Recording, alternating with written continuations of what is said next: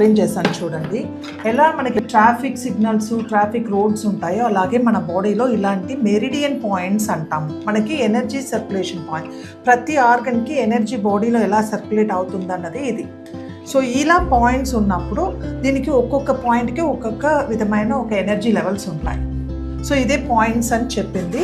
So ఇలా ఈ మెరిడియన్స్లో మనకి ఎలా కరెక్షన్స్ జరగాలి, ఏం రూట్ కాజ్ ఐడెంటిఫై చేసామో దానికి తగ్గినట్టుగా మనం పాయింట్స్ పెడతాం. కాళ్ళు అయినా, చేతులు అయినా, లేదా అబ్డమన్ ఏరియాలోనా, లేదా ఇట్లనే చూసినారంటే మనకి బ్లాడర్ రిలేటెడ్ పాయింట్స్ అంతా మనకి బ్యాక్లో ఉంటుంది.